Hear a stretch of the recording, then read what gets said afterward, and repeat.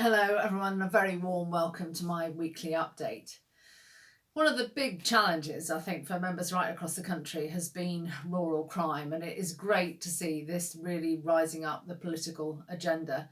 And I'm absolutely delighted that we've seen over 50,000 members of the public sign an open letter of ours to all new police crime commissioners. Very, very important time to really show them the strength of feeling out there that everybody wants to see a safer, greener, cleaner rural Britain. So this is a big challenge, I know, for members across the country, and we continue to make sure that we are making progress on hare coursing, which I think we are, looking at the animal action plan that was launched recently, and also making sure that things like fly tipping are made illegal offences. And we just have growing support from the members of the public out there, which is really, really good to see. And on the animal action plan that was launched this week by the government, a really interesting piece of work. I think what it does, though, is send a signal that all animals live under one sky. It is no good just having rules here, laws here for our farmers.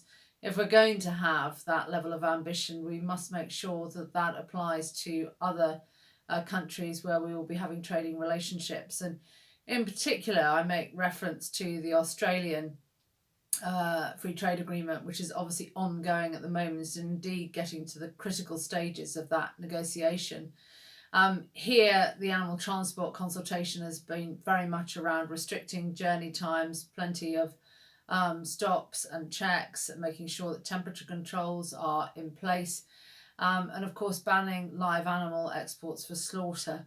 Compare that with Australia, where of course you're moving animals for thousands and thousands of kilometres, live animals for export too. We've got to make sure that we don't have double standards. Trade has got to be fair. So it was interesting to see that plan launched this week, and this is a point that I continue to make to government. I also had a meeting this week with George Eustice, discussing various things, particularly my concerns, which he also shares, on the Australian trade agreement, where it is just absolutely critical that government sticks to its agenda on defensive and offensive areas. Any thought of giving open access to the defensive area of ours, which are primarily the red meat sector, would be absolutely disastrous, even if it is phased in over a longer period of time. We are, I think, at the moment seeing a rebalancing, if you like, of the industry, whereby the out-of-home sector is offline, retail has become far more loyal to British sourcing, and we're seeing prices, in a better place, certainly a much better place than they were 18 months ago on the back of that. Any further market distortion and being undermined by a product that has been produced to lower standards, and the economic impact, effectively, of massively diluting our market. The Australians, of course, very much talk about displacement of Irish beef and displacement of New Zealand lamb. Have massive impact, an open deal like that, on the livestock sector in this country. And it's a precedent case, Australia, so it is absolutely crucial that the government sticks to its word, and make sure that trade is fair, because what they achieve with Australia, of course, New Zealand will want the same, so will Canada, so will the United States. So it's really, really important that we start off as we mean to carry on.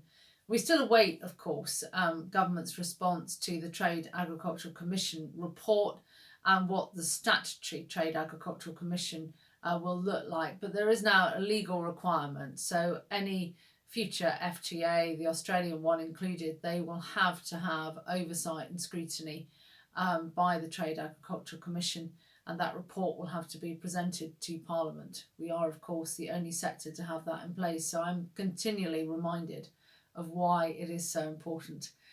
So, as ever, from rural crime to trade, I really hope that the NFU on your behalf is on every single aspect that affects your farming business. I've mentioned the weather, I think, every week. It is a bit greener here in Wiltshire, still a lot of trees to come out.